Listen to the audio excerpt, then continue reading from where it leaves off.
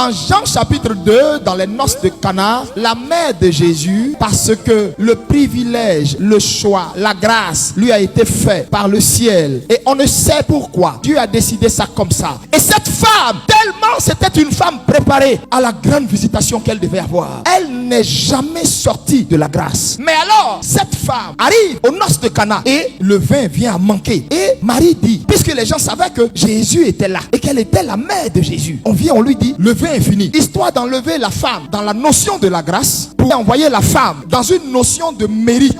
La femme va vers Jésus et elle lui dit, ils n'ont plus de vin. Et Jésus qui rétorque, qu'y a-t-il entre toi et moi, femme? Je me suis demandé, mais pourquoi ce jour-là il ne dit pas, qu'y a-t-il entre toi et moi, mère? Et il dit, femme, quel enfant qui est assez culotté pour appeler sa mère comme ça? Et il lui dit, ne sais-tu pas que mon heure n'est pas encore venue? Immédiatement, elle comprend que sur le coup, ses émotions ont parlé, ses sentiments humains ont parlé. Or, les sentiments et les émotions ne peuvent pas accomplir la volonté de Dieu. Les sentiments vont te pousser à faire de mauvais choix, à faire de mauvaises choses. Et plusieurs parmi vous, les difficultés, les blocages, tout ce qui se passe dans vos vies, ce sont les résultats de vos émotions. Quand vous prenez les décisions dans l'émotion, quand vous prenez les décisions à chaud, quand vous prenez les décisions au sentiment, très souvent, il y a 1000% que vous soyez dans l'erreur. Et quand Jésus dit, mon heure n'est pas encore venue, il voulait juste faire comprendre à sa mère, tu es du domaine de la chair, des choses humaines. Je suis du domaine des choses célestes, spirituelles. C'est pas la même horloge. Vous devez comprendre une chose. L'heure appartient aux hommes. Le temps appartient à Dieu. Le temps est l'horloge de Dieu. C'est pourquoi très souvent, les gens disent, Seigneur, il est là, il fait un miracle. Mon frère, Dieu ne marche pas sur l'heure. L'heure est une dimension humaine. Quand Dieu doit faire ces choses dans ta vie, Dieu ne fait pas ces choses en fonction de l'heure. Dieu fait ces choses en fonction du temps. Parce que le temps est une dimension spirituelle. Et dans le monde spirituel, on ne marche pas très souvent sur l'heure, mais sur le temps. C'est pourquoi très souvent, quand vous lisez la Bible, on vous dit, quand le temps fut accompli, l'Éternel se souvint de Anne et Anne tomba enceinte. Pourquoi ne dit-on pas quand l'heure fut accomplie? Mais on dit le temps. Pourquoi nous avons dit comme thème, Côte d'Ivoire, il est l'heure? Pour que nous ayons repéré l'heure de la délivrance de la Côte d'Ivoire, il a d'abord fallu que nous repérions dans quel temps nous sommes. Si nous avons repéré le temps, nous distinguerons l'heure. Le problème aujourd'hui avec les jeunes ministères, avec les appelés, avec les personnes qui sont appelées à servir Dieu ou à faire leur ministère, ils marchent selon la montre. Dieu marche dans le temps. À partir du moment où on parle de temps, il n'y a pas de précipitation. Or, quand on parle de heure, il y a précipitation. Parce que l'heure est définie, circonscrite. Si je te dis 13 heures, c'est 13 heures. Tu viens, tu me demandes un service. J'ai dit, ok, au temps convenable, je vais t'appeler. Je m'évite la pression parce que je ne t'ai pas donné une heure. Le temps duquel moi j'ai parlé, je ne l'ai pas défini. Mais quand je te dis le mardi, je t'envoie ça, j'ai défini mon temps. C'est la raison pour laquelle, quand Dieu veut nous faire souvent des promesses, Dieu nous envoie dans le temps. Parce que Dieu vit dans le temps. Dieu est lui-même le temps. Comme on ne peut pas le définir, lui, Dieu, il n'a ni commencement ni fin. C'est la raison pour laquelle tout ce que Dieu veut faire dans nos vies, Dieu le ramène dans le temps. Parce que dans le temps, Dieu se donne le temps de t'épurer. Dans le temps, l'action de Dieu, l'opération de Dieu se met en marche. L'homme veut sortir du cadre du temps pour aller dans le cadre de l'heure. Parce que l'homme est de nature impatient, pressé. Donc quand tu le mets dans le temps, ça n'arrange pas parce que c'est pas défini. Il a besoin d'une heure. Oh, Dieu marche pas comme ça. En fait, quand il dit je te bénirai, je rendrai ton nom grand, je ferai ceci par toi, il est en train de te définir qu'il y a un temps bien précis dans lequel lui, il entre maintenant avec toi. Et dans ce temps-là, il va réussir à faire de toi celle qu'il veut que tu sois, celui qu'il veut que tu sois, pour que le je te bénirai, je rendrai ton nom grand. Et au moment où ça vient là, tu es préparé, tu es équilibré, tu es posé, tu es calme, tu es mature, tu es spirituel. Et comme nous les hommes, attendre n'est pas notre force. C'est pourquoi nous marchons à l'heure. C'est la raison pour laquelle, quand Dieu veut expliquer le temps, Dieu prend l'image du vin. Le vin, c'est le temps. Et même les hommes diront, le bon vin se bonifie au fur et à mesure que le temps passe. C'est pourquoi spirituellement, dans les rituels bibliques, le vin a été dans tous les temps employé. Parce que le vin est le caractère de Dieu. Quand Dieu t'a parlé, c'est toi qui allais t'inscrire dans l'heure. Or lui, quand il te prophétisait, il inscrivait sa parole et sa prophétie dans le temps. C'est toi qui as pris ta prophétie et tu l'as amenée dans l'heure. Comme la prophétie est sortie cette année 2023, pour toi, donc Dieu est en train de te dire, c'est dans l'année 2023 que le je te bénirai là. Tu vas voir, hein? Non. Si tu m'as compris, tu vas arrêter de murmurer. Je comprends pourquoi telle prophétie tarde, pourquoi ceci tarde, pourquoi tant tarde. Dieu reste toujours dans le cadre du temps. Parce qu'il se dit, tu n'es pas encore parfait, tu n'es pas encore assez sage pour gérer le degré de richesse que moi je vais te donner. Vous ne savez pas qu'il y a des personnes, l'argent les a poussés à rétrograder. Il y a des personnes, leur position dans la vie a révélé leur vraie identité. Quand quelqu'un n'a rien, il est humble, elle te respecte, elle parle pas. Mon frère, tu peux marcher sur lui, il dit rien. Mais quand il a 5 francs, quand il a plus que toi, quand il a un peu, marche sur lui, il va te mettre à ta place, il va te dire ton vrai nom. Parce que pendant qu'il qu'il est en train de te parler là, c'est pas sa bouche qui te parle, c'est sa condition qui te parle, c'est sa poche qui te parle, c'est ce qu'il est devenu qui est en train de te parler. C'est la raison pour laquelle beaucoup de chrétiens murmurent, beaucoup de chrétiens se plaignent. Seigneur, tu m'as dit ça. Seigneur, tu m'as annoncé ceci. Seigneur, je n'enfante pas. Seigneur, je devais voyager, je ne voyage pas. Seigneur, on devait me marier, mais je ne comprends pas. La prophétie est passée.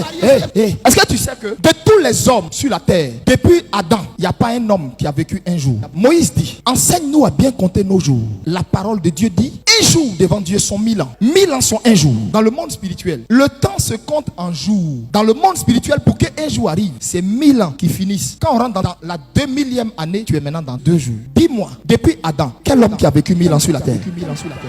Or, la volonté de Dieu, c'est que l'homme ne meurt pas comme un homme quelconque. Car il dit, n'ai-je pas dit que vous êtes des dieux et vous mourrez comme des hommes quelconques? Son cœur lui fait mal. Parce que depuis Adam, parce que Adam a mangé la pomme, il n'y a pas eu un homme à cause d'Adam qui a vécu un jour. Dieu voulait juste que les 7 jours de la semaine, qui font 7000 ans, qu'il y ait un seul homme qui vive un jour. Il n'y en a eu aucun. Celui qui a failli se rapprocher de ça, c'était Methushélah qui a vécu 960 et quelques ans. Il lui fallait simplement arriver à 1000 ans pour que Methushélah ait vécu un jour devant Dieu. Quand toi tu meurs à tes 70 ans et puis tu es content et puis tu dis j'ai vieilli, je suis heureux, Dieu te regarde et puis il rit. Dans le monde spirituel, tu n'as même pas fait un jour. Parce que un jour dans le monde spirituel, c'est 1000 ans. C'est ça qui fait que vous vous plaignez. Jésus a dit il va venir et puis il vient pas. Non, c'est pas que Jésus vient pas. Vous comptez pas de la même manière. Jésus vit dans la dimension spirituelle. Vous vivez dans la dimension humaine. Donc comme Jésus vous a dit je reviens bientôt, pour vous le bientôt là, vous vous êtes dit bon, tout au plus c'est peut-être dans 30 ans, Jésus va venir. C'est comme ça l'homme calcule. Or, pour Dieu, son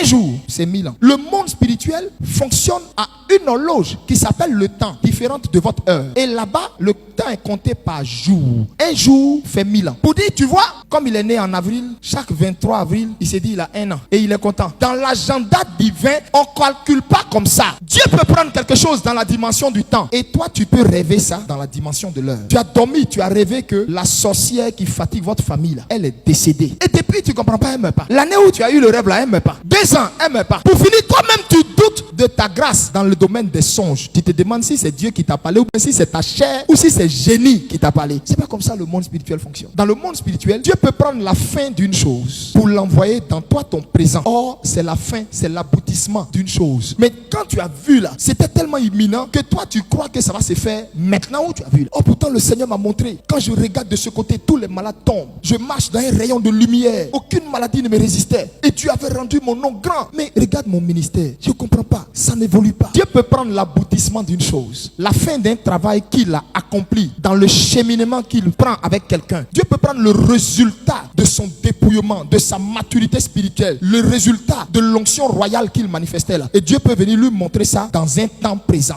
Lui, il va penser que c'est demain matin que ça va se faire. Il va penser que c'est parce qu'il est sorti d'un jeûne de 40 jours qu'en même temps ça va se faire. Or, c'est la fin de quelque chose que Dieu lui a amené dans lui, son espace présent. C'est ce que les frères de Joseph n'avaient pas compris. Ils ont pris Joseph, comme l'enfant a expliqué son songe. Ils se sont dit, si on le tue, c'est comme ça les gens se disent, si celle-là on la tue, on va empêcher son bonheur, son mariage. Si on la tue, on va bloquer ce qu'elle est censée devenir. Vous voyez, c'est comme ça les frères de Joseph ont raisonné. Ses frères ont pensé que c'était dans l'heure où lui il était en train de parler. Donc la haine les a pris. Ils se sont jurés de le tuer pour empêcher ça de se manifester. Or, Dieu avait pris ça dans le temps, dans l'aboutissement de la vie de Joseph, dans la finalité de la vie de Joseph. Et Dieu a montré ça à l'enfant. Dieu ne leur avait pas montré le cheminement, le chemin par lequel ça allait se passer. Même ça, Joseph n'avait pas vu. Parce que le Seigneur ne voulait pas qu'il ait tous les contours pour le dire. C'est pourquoi laisse-moi te dire, les prophéties qui sont sur toi, c'est vrai, tu as parlé, tu as dit aux gens ce que Dieu avait dit qu'il allait faire avec toi. Et tu te dis que c'est parce que tu as parlé que jusqu'à présent ça ne se fait pas. C'est faux. Joseph aussi avait parlé à ses frères. Mais pourquoi pour lui c'est fait? Écoute-moi, quand Dieu te montre l'aboutissement de ta vie, il fait exprès de ne pas te montrer le cheminement, le processus, pour ne pas que tu racontes. Or, pour détruire quelque chose, ce n'est pas sa fin, on détruit. C'est le processus qui va mener à la fin là. C'est ça on détruit.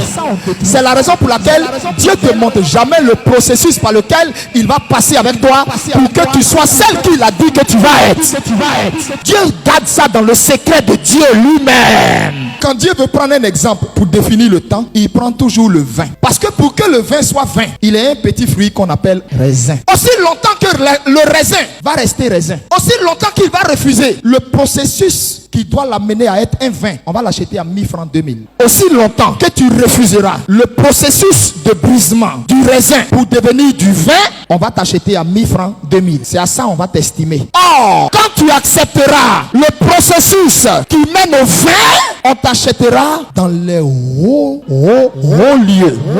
On te boira dans les palais. C'est pourquoi il dit en Jérémie 29, 11, car moi je connais les projets que j'ai pour toi. Et dans les projets que lui il a pour toi là, c'est que toi, ça soit les palais des rois, les palais des monarques, les palais des grands qui te boivent. Quand j'ai accepté l'identité spirituelle qu'il m'a présentée, Eli Pada, cela voulait dire Djedje Alain Cyril devait mourir pour que Eli Pada sorte de Djedje Alain Cyril. L'onction que je porte dans ce banal boubou de 1000 francs fait pas 1000 francs. Je suis en train de te dire, tu es en train de jouer avec le calendrier divin. Tu es en train de jouer avec l'agenda divin pour ta vie. Il n'y a plus de temps, tu ne sais pas. Tu as épuisé ton temps. Tu as épuisé ton temps. Tu es maintenant dans le temps où tu es censé être mature, mais tu joues encore à la gamine. Tu es arrivé dans le temps où tu es censé être mûr, mais tu joues encore à l'inconsciente. Il y a un âge où on est un enfant. Il y a un âge où on est un jeune. Il y a un âge où on devient adulte. Et il y a un âge où on devient un vieillard. Regardez le processus maintenant. Le vin, il est d'abord un raisin. On cueille d'abord. On met tout ça dans un panier. On envoie ça dans un endroit comme une sorte de cuve. Celui qui l'a cueilli enlève ses chaussures. Il marche dans le raisin. Il écrase. Vous savez pourquoi on utilise le pied pour écraser le raisin? Le pied, c'est pour passer un message. Pour dire ce qui est foulé au pied. Ce qui est écrasé, c'est ce que Dieu élève. Au point où quand tu regardes le travail du vin, ça te donne la nausée. Le Seigneur m'a dit, je te montre ceci pour que tu l'enseignes à mon peuple. Pour qu'ils comprennent les étapes à passer pour aboutir à une onction rare. Tant que tu vas être un raisin, ton onction sera une onction identique à tout le monde. Si tu veux avoir une onction rare, accepte que Dieu aille avec toi dans des sentiers bizarres et tais-toi. Donc le vin, il y a des machines. Mais le vin passe pas par là-bas. Parce que les vignobles disent, si le vin passe par là-bas, les rouilles des machines là, ça fait perdre au vin son goût, sa qualité. Donc il faut qu'on l'écrase. Pourquoi? On veut que lui garde sa qualité. On veut pas que le goût d'un métal s'associe au vin. Le métal, c'est celui que tu appelles à l'aide. Le métal, c'est ton père, ta mère, ton oncle, le mari, le type que tu veux pas laisser, le gars, la maîtresse que tu veux pas laisser, la personne que tu appelles à l'aide pour empêcher le processus de Dieu avec toi. Parce que quand Dieu commence à t'écraser, quand il commence à te récupérer comme le raisin, et puis il enlève ses chaussures, et puis il t'écrase. Quand il t'écrase, dans l'écrasement là, c'est dedans tu peux pas payer maison. Dans l'écrasement là, c'est dedans même d'autres perdent leur travail. Dans l'écrasement là, c'est dedans même d'autres même perdent leur situation. Dans l'écrasement là, c'est dedans d'autres même sont malades. Mais Dieu fait exprès. La maladie là n'est pas à la mort. La persécution là n'est pas à la mort. Le peuple là n'est pas à la mort. Dieu veut faire de toi un vin. Dieu veut te transformer. Il veut t'enlever de la dimension de raisin pour t'amener à la dimension de vin. Mais cette dimension fait mal. Et Dieu sait que ça fait mal. Tu peux avoir une grande promesse, mon fils. Mais aussi longtemps que tu ne te laisseras pas broyer, tu vas finir zéro. Tu vas aller de prophète en prophète. Tu ne vas rien devenir. Tes offrandes ne te sauveront pas. Ta prière ne te sauvera pas. Tes jeûnes ne te sauveront pas. Tu dois accepter le processus du brisement. Il y a deux cas. Soit lui te transforme coûte que coûte pour que tu sois ce qu'il voit, ou soit tu meurs comme ça sans que ce qu'il a dit sur toi ne se réalise. À toi de choisir. Et comme il ne veut pas qu'une odeur de métal vienne se mélanger à toi, tes mèches tu ne veux pas laisser, tes bijoux tu ne veux pas laisser, tes jeans plaqués pour qu'on voit tes formes tu ne veux pas laisser. Or, tu es sa servante. Quand il te voit, il veut voir son épouse habillée avec pudeur, habillée avec respect. Et quand on finit de le broyer avec le pied, on le prend, on renverse son jus. Mais c'est pas tout. Après le pied, vous savez ce qu'on prend encore? On prend maintenant la main pour s'assurer qu'il n'y a plus de jus, il n'y a plus de reste. Tout est quitté en lui. Ce qui faisait sa fierté est quitté en lui. Quand on finit, on le jette dans la boue, dans la saleté. Et puis on conserve son jus. Maintenant son jus là, quand on le prend, on ne met aucun produit dedans. On prend et puis on ferme ça de sorte à ce que l'air n'entre pas. Pas d'oxygène, pas de secours, pas d'intervention, pas de pitié. Personne pour venir te sortir de là. Et tu es fermé de tous les côtés. Parce qu'on veut que le vin se fermente. S'il y a un petit trou pour que l'air entre, ça va gâter la fermentation. On ferme de sorte à ce qu'il n'y a même pas d'oxygène. C'est-à-dire, il te dépouille de sorte à ce que même pour attraper 5 francs, toi avant qui enlevait l'argent, qui aidait les gens, aujourd'hui 5 francs est devenu diamant. Tu es obligé de mentir pour manger. C'est ça le processus du brisement. Il Il t'a réduit à un état où tu es obligé d'attendre qu'on enlève pour te donner, que fidèle enlève pour te donner. Si on n'enlève pas pour te donner, tu ne manges pas. Oh, tu pouvais aller te débrouiller comme les jeunes filles, comme les femmes de ton âge. Mais aujourd'hui, attends normal si ce n'était pas affaire de Jésus. Il y a longtemps, toi, tu t'es séparé de types là. Il y a longtemps, en nuit comme ça, là, tu es quitté dedans. Mais à cause de Jésus, tu t'assois, quand tu te regardes et puis tu es étonné de ce que tu es devenu. Bon bijou, tu ne connais même pas. Tout ce qui est sur toi, c'est pacotille. Et quand on te voit, on a l'impression que tu n'as pas de goût. Oh, c'est parce que tu n'en as pas. Et il est sur toi, hein. Il t'a fermé. Il est en train de te fermenter. Quand il finit ça, on t'enlève dedans maintenant. Et puis on s'en va chercher une bonne bouteille. On prend le jus fermenté là. On verse maintenant dans la bouteille. On prend un bon bouchon là. On enfonce le bouchon jusqu'à l'intérieur. Pour dire quoi? Tu es trop précieux. Tu n'es plus vil. Donc, n'importe qui ne doit pas t'ouvrir comme ça s'il n'a pas ce qu'il faut pour t'ouvrir. Et maintenant, de simples raisins banals que tu étais, maintenant tu es vendu dans les grandes surfaces. Mais pour que le raisin arrive jusque là, c'est un processus. C'est ce qu'on appelle le temps de Dieu. C'est la raison pour laquelle j'ai un problème avec cette jeune génération de prophètes qu'on voit maintenant sur internet. De prophètes kabbalistiques qui pour eux, s'ils prophétisent, qu'ils ne donnent pas nom, qu'ils ne donnent pas numéro, ça veut dire qu'ils n'ont pas prophétisé. J'ai un problème avec cette jeune génération de prophètes qui sont obligés d'utiliser l'huile de python, qui sont obligés d'aller au Ghana têter des saints, de vieilles femmes, qui sont obligés d'utiliser du fétichisme pour manifester l'onction. Ils sont obligés de payer des gens pour venir jouer aux malades, inventer des miracles, mentir à gauche à droite, vendre les huiles, vendre l'eau, vendre les fruits, tout ce qu'eux ils font pour Dieu, eux ils voient ça en business. C'est-à-dire en retour, il faut que jeton sorte dedans. Et vous les hommes de Dieu là, si l'affaire d'appel de Dieu est compliquée là, les fidèles ce ne sont pas vos pigeons. Mon ami, il faut aller reprendre tes cahiers. Pour aller à l'école là, il n'y a pas âge. Donc si tu sais que le ministère ça ne va pas, Dieu t'a pas appelé là, quitte dedans. Ils refusent le brisement, ils refusent la transformation et ils veulent la gloire sans passer par le processus qui mène à ça. C'est l'image du vin que Jésus nous a montré par sa vie, ce qu'on appelle le chemin de la croix là. Couronne d'épines transformée en couronne de gloire. Je vais dire à une femme, à un homme, à quelqu'un, si tu refuses le brisement, tu vas te mettre encore en retard. Si tu refuses que l'horloge de Dieu qui est le temps s'active avec toi, tu vas te mettre en retard. Accepte que pour le moment, Dieu mette les choses d'abord sur l'éteignoir. Il sait que tu as besoin d'un enfant. Il le sait. Mais avant qu'il te donne l'enfant, il veut que peut-être tu sois une personne abandonnée, réellement convertie. Réellement convertie. Ton cœur ne le cherche pas encore. Ton cœur veut ce que lui, il a à offrir. Il dit dans sa parole, si vous êtes docile et obéissant, vous mangerez les meilleures productions du pays. Que cela soit ta part au nom de Jésus de Nazareth.